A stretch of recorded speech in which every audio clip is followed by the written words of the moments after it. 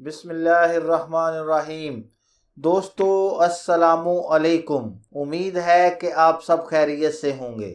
China, Russia, Iran اور ترکی، ایسا معلوم ہوتا ہے کہ امریکہ کی تباہی پر اندر ہی اندر خوش ہو رہے ہیں اور امریکہ میں ہونے والے ہنگاموں کو بھرپور طریقے سے سیلیبریٹ کر رہے ہیں اور اس کا فائدہ اٹھا رہے ہیں اور میڈیا کو استعمال کر کے جلتی پر تیل کا کام کر رہے ہیں، ایسا کہنا ہے جیروسلم پوسٹ کا۔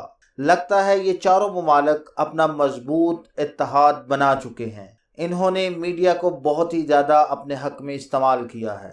پیر کے روز ایران کا میڈیا، اخبارات اور کالم صرف اسی بات کو ڈسکس کر رہے تھے کہ امریکہ اب زوال پذیر ہو چکا ہے، اس کا ورلڈ آرڈر ختم ہونے جا رہا ہے۔ جیسا کہ ہم جانتے ہیں، سوویت یونین کے بعد امریکہ سپر پاور بن کر ابھرا۔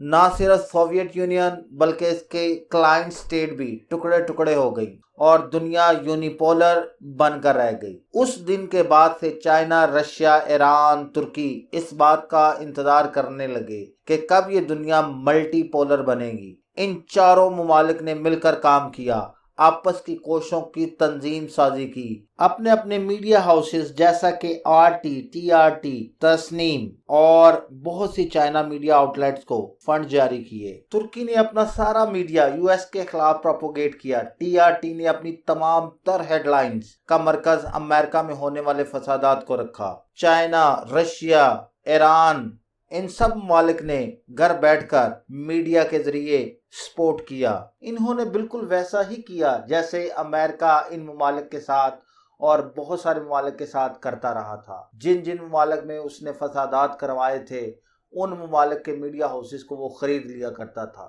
اب شاید امریکہ کی اپنی باری۔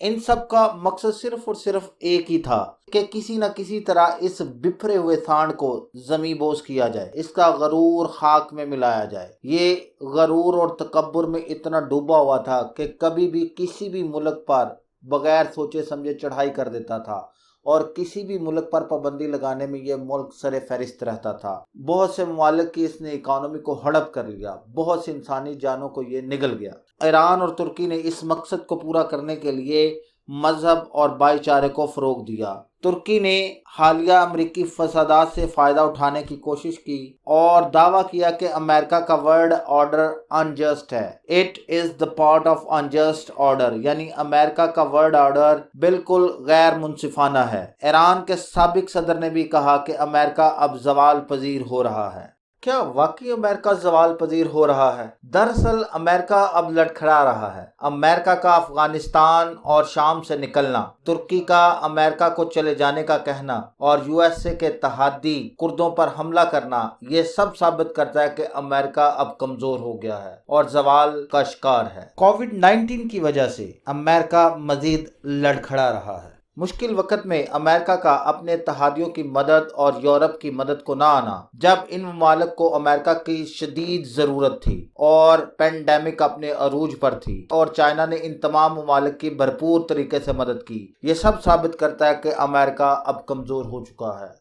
ذرا غور کیجئے، جہاں جہاں امریکہ کا مفاد نظر آتا ہے، یعنی جس کنٹری میں امریکہ کا مفاد نظر آتا ہے، وہاں وہاں اس کے مفاد کو کاری ضرب لگ رہی ہے۔ ترکی نے شام اور لیبیا کو اسلحہ پہنچانا شروع کر دیا ہے اور رشیا نے جنگی طیارے۔ چائنا انڈیا کے بارڈر کے ساتھ جٹ گیا ہے اور ایران نے بھی ٹینکس وینزویلا پہنچانا شروع کر دیے ہیں۔ لگتا ہے تمام ممالک وبائی مرض سے معاشی طور پر فائدہ اٹھانا چاہتے ہیں۔ ترکی نے نیو فائٹر جیٹ ڈیزائن کر لیا ہے، جس کے بارے میں رشیا کا میڈیا کہتا ہے کہ یہ F-16 کی جگہ لے لے گا۔ ترکی اور ایران مل کر کام کر رہے ہیں۔ ملیشیا اور پاکستان معاشی لحاظ سے مضبوط ہونے کی کوشش کر رہے ہیں اور پاکستان اور ترکی کا میڈیٹرینین سی میں کردار بڑھتا جا رہا ہے۔ اور آخر میں جارج بش سینئر نے، جو امریکہ کا صدر رہا ہے، اس نے ایک نئے ورلڈ آرڈر کی بات کی ہے کہ اب اس افراتفری کے درمیان